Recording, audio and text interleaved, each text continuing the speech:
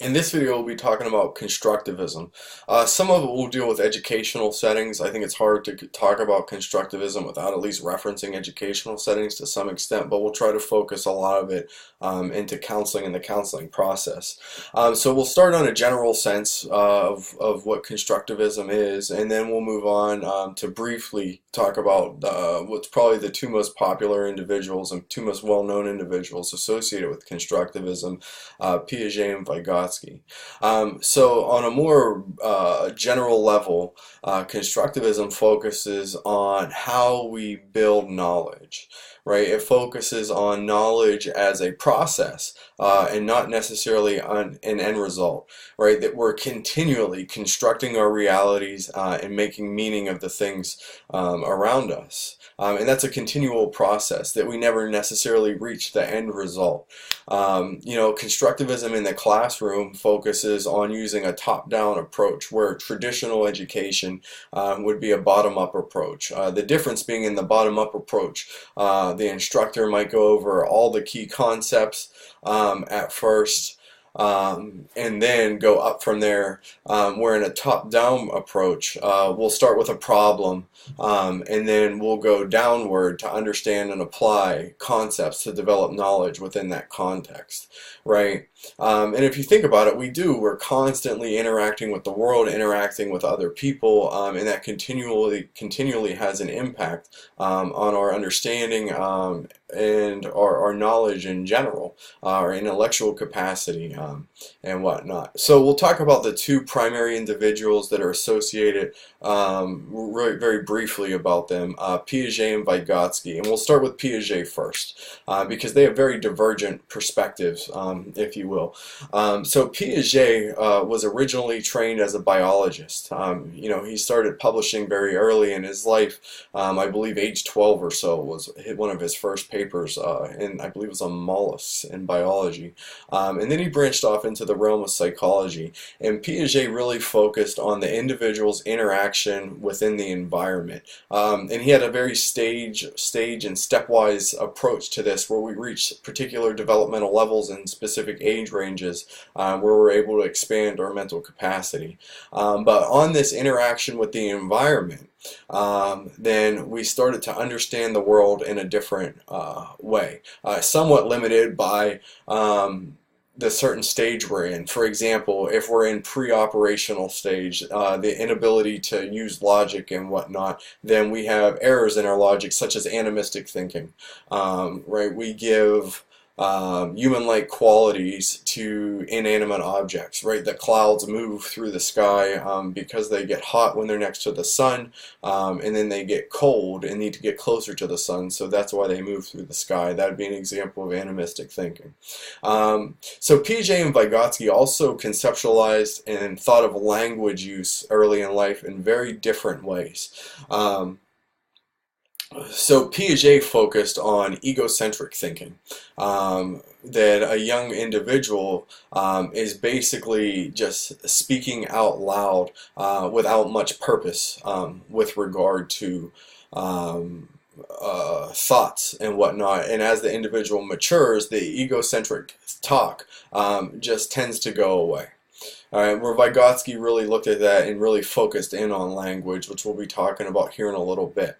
So within the constructs of Piaget, a classroom, for example, would be set up in a way that's highly stimulating, that provides the students, the children, whoever it may be, whatever age range, with a bunch of activities in which they could engage, right, and physically manipulate things, and start to build their understanding of their world, which hopefully ends in formal operations and hypothetico-deductive reasoning in the final stage development.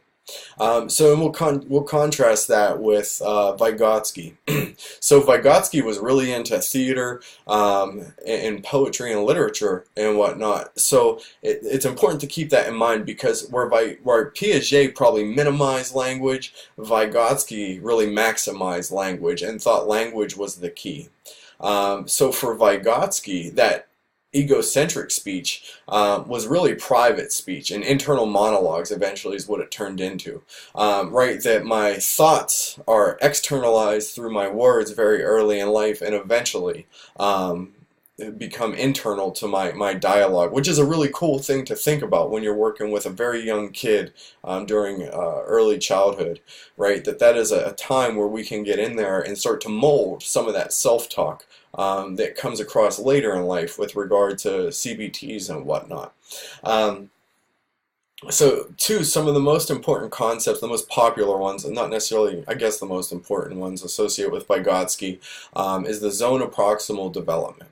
And that is the appropriate level of challenge. It's kind of like the challenge sweet spot for activities, right? It's not too difficult that the individual gets frustrated and stops trying, and it's not too easy that the individual doesn't have to struggle, right? So it stretches the individual just enough to be able to acquire new skills. But what's necessary in there is mediated learning, right? That there's a more knowledge other that's able to kind of coach and guide and teach the individual how to be able to think, perform tasks and activities. Vygotsky focused on the sign and symbol system within different cultures, right? So it was a very socio-cultural theory that we have certain language and words that we use, and those are going to be different, and they're associated with different things for different people. And that's important to keep in mind in a counseling session, that the counselor might say something to the client that the counselor thinks relatively benign, and what happens is that the client might be offended or have a negative reaction to what was said by the counselor because of the associations that the client has of that word. An activity that I do in a live class is typically like, I'll say, think of Christmas. What feeling or emotion do you associate with Christmas, or what color? You just get one word, and look at the different responses across different students to see how we build our own phenomenological world through our own sign and symbol system. And that's important to understand when working with individuals. You know, with regard to Vygotsky, you know, we've gone over just a little bit of this sign and symbol system, but it even gets to gestures and what gestures mean for different people. An example of this would be in late infancy, when an infant begins to reach for an object, but it's out of reach, and eventually the adult in the room sees that reach and then pulls that object in so the infant can then obtain it. Through that interaction, through that mediation, that gesture for an object eventually becomes gesture for other people and then gesture for self, to be able to get that object. And this is just a very little bit of Vygotsky and Piaget. There's tons of information. If you read some of their original works, it's kind of entertaining how they go indirectly or maybe directly back and forth at each other. With regard to Vygotsky, he died at 38 from tuberculosis. And is still one of the most influential theorists with regard to education. So his theory was very much unfinished when he died, and a lot of his works are poorly cited because he was in the mode of trying to get this stuff out as quick as possible because he knew the end of his life was coming.